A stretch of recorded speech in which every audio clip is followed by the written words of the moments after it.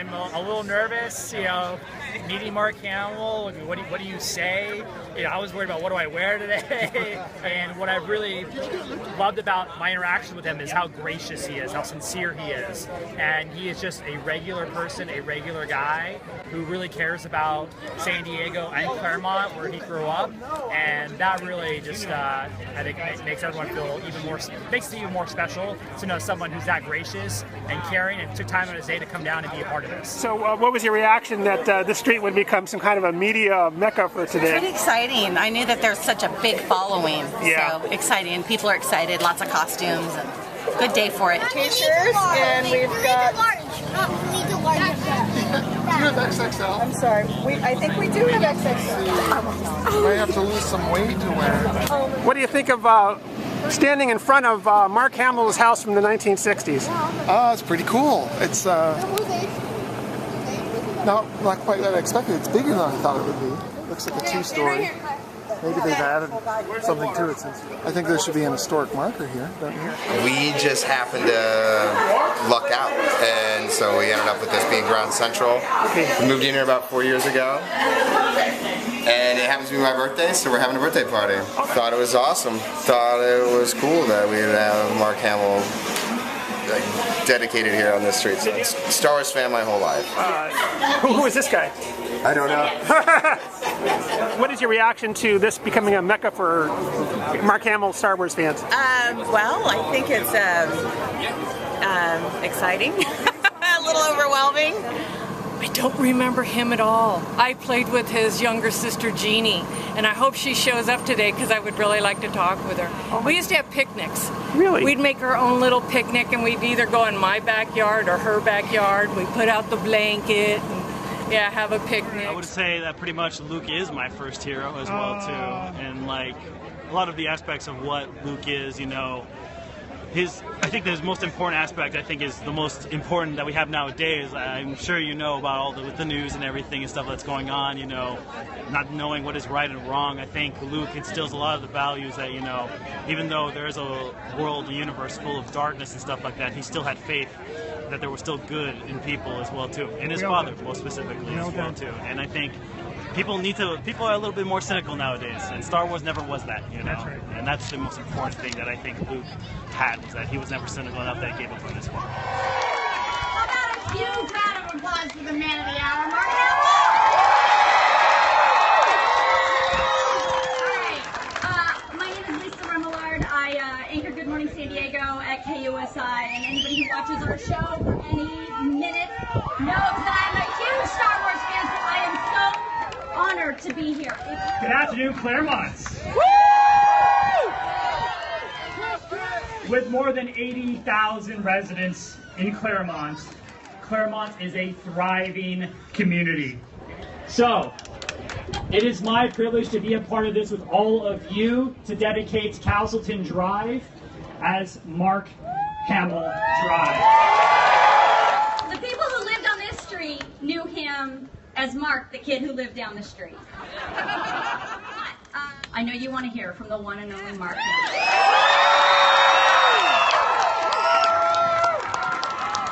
Hello, Clairemont. I can't tell you how great it feels to be back in my old neighborhood. Madhouse! To say that I'm grateful and honored would be an understatement. Welcome home! Thank you! But I'm not going to bore you with a biographical speech. I did this, I did that, I did this and that. But I do want to tell you a little bit about myself to put in perspective how meaningful this is to me. I'm in the middle of 7 children. My father was a career naval officer. I went to 9 schools in 12 years, 3 of them when I lived in San Diego, and in 4 years, that was the longest stay I had in any city, because I just, bounced around, eventually graduating from Yokohama High in Japan. Oh, some Yohai fans here.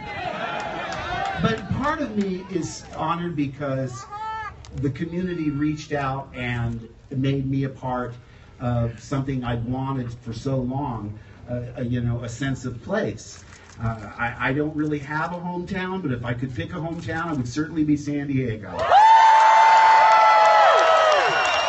I love living here. Now, if anybody is here from when I lived here back in the olden days, they probably remember me as that goofy kid that was always doing puppet shows and doing magic tricks and imitating cartoon characters. And, you know, I was certain that I wanted to do what I wanted to do back when I lived in this neighborhood. I didn't tell anybody because I didn't want them to make fun of me. So, but I'm here today with my family, my wife Mary Lou,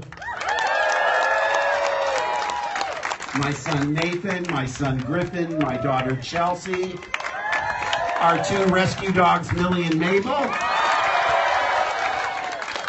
And to be completely forthcoming, there were 8 Hamills that lived on Castleton Drive. My younger brother Patrick wouldn't be born until we moved to Virginia. But my sister Terry is here today with my nephews Tyler and Brian. So listen, when they first told me that they were going to name a street after me, I thought they were pranking me. It's got to be a prank, right? I mean, they could choose an author, they could choose an ex-president, they could choose a philanthropist. But this is especially meaningful for me because even though I've been an electric toothbrush, I've been on a pair of underoos, I've been a sleeping bag, those are all Luke Skywalker things. This is Mark Hamill, so that's extra special, right? So I do want to thank Councilman Kate. I'm sorry I didn't believe you right away. By the way, when I got my postage stamp, I went to the post office and I thought, I got to get this postage stamp with my face on it. And the guy down at the post office made sure I knew. He said, you realize we are honoring the character, not the actor. And I said, why do you say that? He said, because you can't be on a stamp unless it's posthumously. So they had to wait to put Elvis on the stamp until after he was gone. So this is really, really special to me. I'll never forget it. And hey, the force is strong with all of you. Thank you so much. Are you ready for some Q&A? Sure. All right. Is it on? Here we go. Okay, so Councilman Kate has asked all of you to tweet questions for Mark. And these are just some, so we're going to go with this. I hope there's no math questions. It's at the end. Uh-oh. Okay, so brace yourself. Also, you're getting So nervous Becca right now. Gutierrez wants to know, what do you love about San Diego? Oh my gosh, what I not love about San Diego. I love going to the zoo. I love going to Pacific Beach. I love riding my bike up and down the sidewalks and getting the kids in the neighborhood. I was always putting on shows. The puppet shows, huh? And it was just a great place. I mean, they say the Star Wars films are about family. A dysfunctional family, but a family nonetheless. And that's really important to me. The sense of community I had here. That house I lived in on Castleton was where I saw the Beatles on Ed Sullivan, where I wept openly when they canceled my favorite TV show, Car 54, Where Are You? Terry remembers that. She laughed. But no, I just have great memories. Riding to the Linda Vista Theater, I don't even know if it's here anymore, on the bicycle, you know, collecting up you're going door to door, shining shoes, mowing lawns, collecting up deposit bottles to get the money to go buy that Frankenstein monster model kit. I was a goofy kid. Very goofy. I think a lot of people here can relate. Okay. I hope so. That's my crowd. Right? Misfits and Boots. All of us. Yeah. All right. Hamill here wants to know, what is the last thing you watched on TV, and why did you choose to watch that? What was the last thing I watched on TV? Yeah. I watched Some Like It Hot on Turner Classic Movies. Great comedy with Marilyn Monroe and Jack Lemmon and Tony Curtis. Classic. Directed by Billy Wilder. Classic. Okay. Annie Pose wants to know, and I can attest to this, you are really good on your social media, interacting with fans. What do you enjoy most about interacting with your fans on social media? Oh, it's great. I mean, it's like a chat room, and it's partially electronic fan mail, and it's partially just like your diary. You can be yourself more on Twitter than, I mean, there's a lot of things I say on Twitter I wouldn't go on television and say, because, you know, look, I'm just another crank on Twitter. Don't listen to anything I say. It's ignore me, please. All right, Jeremy Ham wants to know which Star Wars film was your favorite to shoot? Oh my gosh. Well, the first one, it was just so fun and new and different, and we laughed so hard. Those movies are a lot funnier than people remember. But I just thought this is such an interesting combination, because usually science fiction doesn't have that sense of humor.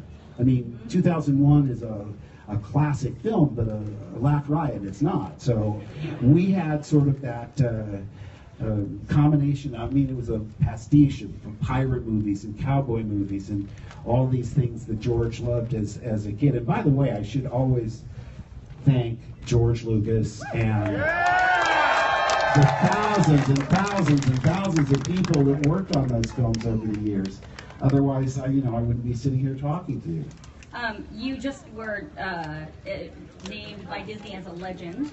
How about that? It's official, not just in my own mind.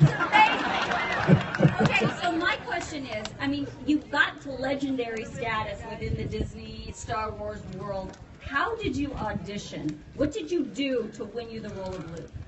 Hi. Oh, well, listen, what happens is you go out and you meet. George was having open calls with Brian De Palma for Carrie.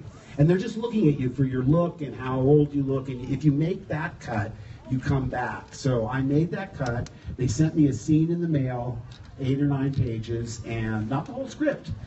I didn't read the whole script until I got the part. So I read the screenplay, or the screen test, and I did it with Harrison Ford on videotape. So, there's no real... It was a scene that we're going towards the Death Star. I don't know if it's really in the movie anymore exactly the way it was on the page. Shall I do this line? I mean, there's a line from the screenplay. There's a line from the screenplay. Oh, okay. Yeah, but all my friends are this way. That's where all my friends are. All right. So we're going towards the Death Star, and Solo turns to Luke Skywalker and says, "Hey, kid, like how that wrong part of the bargain. I'm taking you, the droids, and the old man and dropping you off." And my response, now remember, you're trying to make this dialogue sound like it's something that just came off the top of your head. And Luke turns to Han and said, "But we can't turn back. Fear is their greatest defense. I doubt if the actual security there is any greater than it was on Aquilai or Sullust, and what there is most likely directed towards a large-scale assault." Yeah. I know, thank God that wasn't in the movie, but I've never been able to forget it in 40 years. Who talks like that? Well, I know.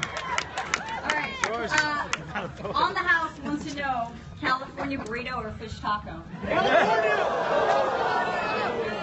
I gotta go with the burrito. Sean Mullen from the Science Fiction Coalition wants to know, what was your favorite hangout in Clairemont?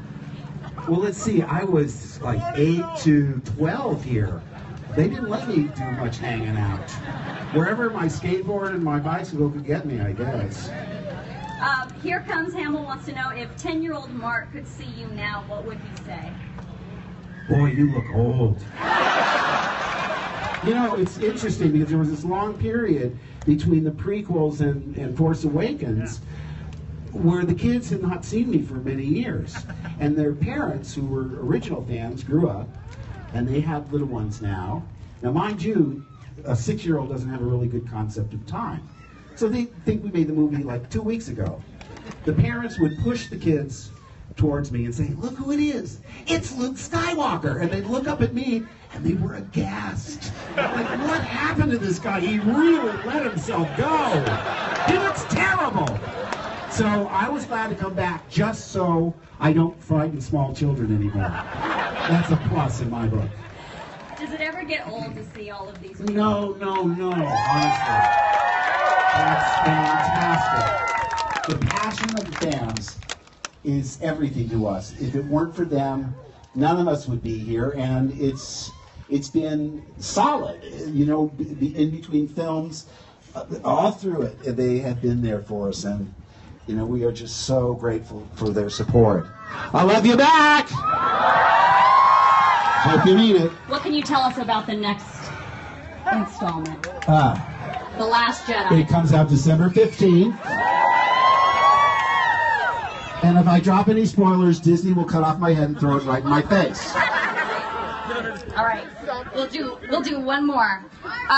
What are the top 3 forces that make a great actor? Any tips? That's from Emma E. Well, you know, one of the things I wanted to say when the sign goes up to young people, to all people, I hope it is a symbol of hope and encouragement to you, because I really believe if you find something that you love and you really apply yourself, get the best education you can, never give up, it can happen to all of you. And that's what I hope that you think of when you see that sign. All right, I think it's time. Council. All right.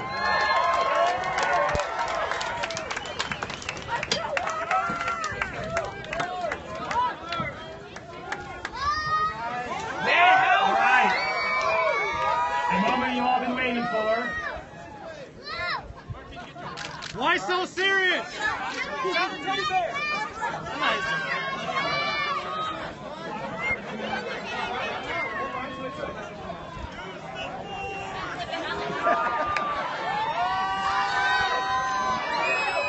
you go. That's not how the Force works. Still countdown.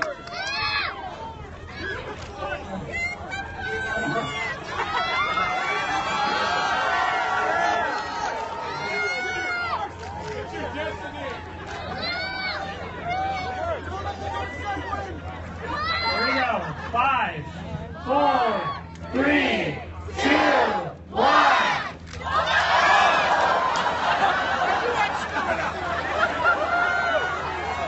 Oh my God. It's gonna fall off.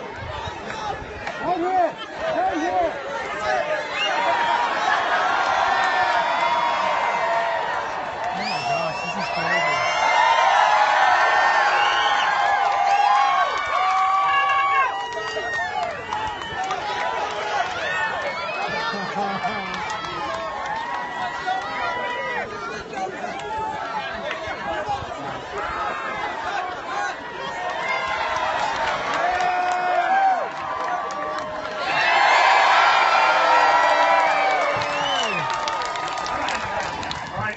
Mark! We have one more surprise for you. Look over here, Mark. So in honor of your special day and this occasion, the ceremony, we have here a proclamation from the city of San Diego where it says, "Be it resolved by the city of San Diego that this council, for and on behalf of the people of San Diego, does hereby recognize July 30th, 2017 as Mark Hamill Day." In the city of San Diego.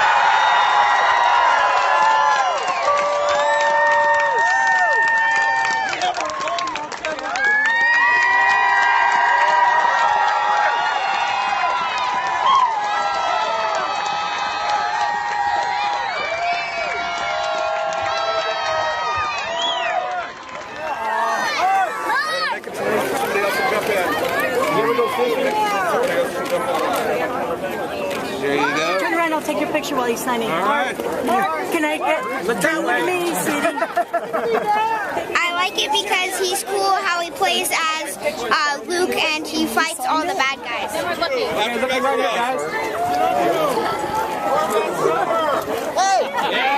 Yeah.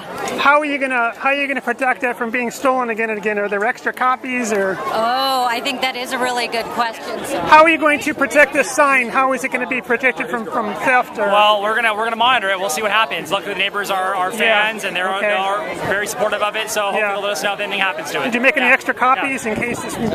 We will if it has to happen. Yeah. Okay. I don't think it'll be able to take it. But hope not. And he said, "Well, we hope the neighborhood keeps an eye on it." I guess my place would be the first place to look. Yeah. Do you have an external camera that you can? I do not. The force will just have to be with the sun. Yeah. All right, everybody disperse.